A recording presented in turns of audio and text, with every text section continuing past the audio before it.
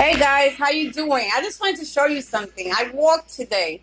Look at this. I have never sweated like this before in my life. Never. And of course, it's very hot today, but I never sweated the way I'm sweating like this. I never sweat like this even when I was on Suboxone, even when it was like 103 or 105 degrees outside. I never sweated. I sweated my scarf right off my head. Like, guys, I try to get up because I had to go to my job. Okay, let me tell you what they told me. They called me and they had my whole head just fucked up, like, about what I wanted to do. We have this thing called FMLA, Family Medical Leave Act, and you qualify for it for 20 weeks, which is 5 months or whatever the case may be. Dude, I was only out for 2 days. And they said that because I was out for 2 days, and being that I said I was sick, that it falls under medical, and anything after 5 days I have to get cleared, and a whole bunch of whatever. Anyway, I spoke to her on the phone. It was very confusing. I had to fill out paperwork. My doctor has to fill out paperwork, and mind you, what fucking doctor is gonna give me, okay, against medical advice? Think about that. Against medical advice, what doctor is going to give me 20 weeks off because I didn't do what they tell me to do? No doctor's gonna do that. I went against medical advice. Hello. Now I'm into on a hard rock place, whatever you call it. But I'm like, okay, how am I gonna get around this? I could have got the Family Leave Act, but under what? Because I refuse to take my meds? Or I could say I'm physically and mentally exhausted, which she says I qualify for that, She says worth a try. But she said, but something like that, I could just take time off. I said, well, the whole thing was that you guys turned it into this whole medical leave. All I wanted to do was take 2 weeks off. And you guys turned it into a big medical leave and all this. I said it might be medical, but when I went to the doctor, it's not medical. My shit is in my fucking head. And I didn't even want to go into, like, I'm withdrawing bullshit. Because then they're going to want to know from the doctor saying I'm psychiatrically clear and I'm not taking drugs. I didn't want to prolong this shit. I don't want to run around. I do not want to run around to doctors, to this. My head was like, I had gotten a big, fat fucking headache. And, of course, I didn't feel so hot. So I said, She said, well, why don't you come down and we could talk about it? Mind you, I had to go down because I needed to straighten this thing. I needed them to get through their head. I don't want no Family Leave Act. I don't want to take 20 months off or 20 weeks off for withdrawal, which no doctor's going to give me that. Mind you, I could probably con my doctor lady into, because they do have a thing now where if you're like bugging the fuck out from your job or some shit like that, some new shit that came out, you can actually get time off. She told me I qualified anyway for the little bullshit I told her.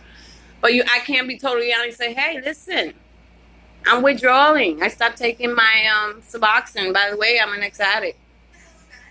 Sometimes I want to come on. You just can't be fully disclose everything about you, So, anyway, one little thing led to another, which I told her, I'm not doing no medical leave back. I said, I just need some time off of work. What can you give me? Like, am I fired? Because if I'm fired, I'll go to unemployment. I could fight this. I was just off 2 days sick. And y'all turned it into a fucking fiasco. She said, oh, it's just the way that things are run here and stuff. I said, yeah, but if I'm going to get fired, I'm fighting for mine. She was like, no. So it just turned out to be, she said, well, when you want to come back? We could give you 2 weeks. What day? She gave me the 6th or the 12th. I didn't want to stretch it any longer because, mind you, this month was a 5-week pay period. So financially, I took a fucking hit.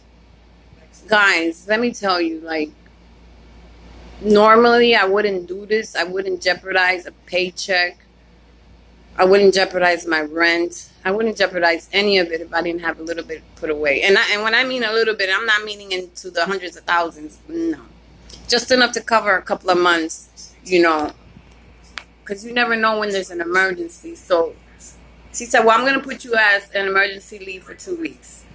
So I picked the 6th instead of the 12th of September. So I come back on the 6th. So she said, if anything happens in between the 6th or whatever, that you do need your medical leave or whatever, your papers will be ready for you. So I'm going to take that because, guys, I'm be honest, if I don't get my shit straight, I know this is going to be a long process. I started to take my antidepressants.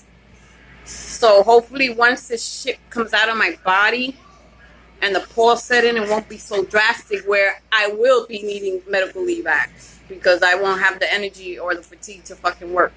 And I probably won't have the case that I have now. So, but I'm going to still go to the same schedule. 3 days out the week, 12 hours a day. That's it. I'm not doing no 5-day week shit, no, or every other weekend. I'm not doing none of that.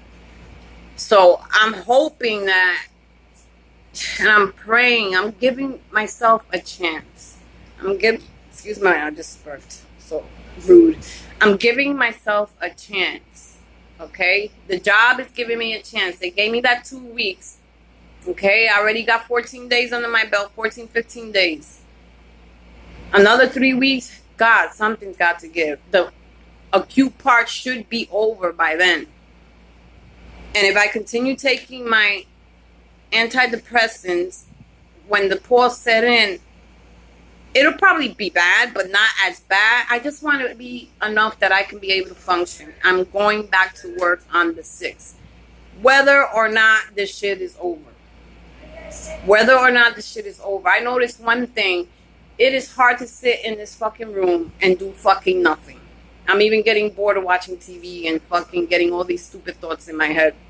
Like, how's it gonna be when I don't have any boxing in my head? Like, okay. I'm not a great person to be around with, but I'm not a bad person to be around with. I'm just not a funny person. I'm not anything. I'm just fucking dead. And now that I don't have anything in my system, because I don't. It's been 14 days. This Boston's not in my system. It's just still attached to my receptors.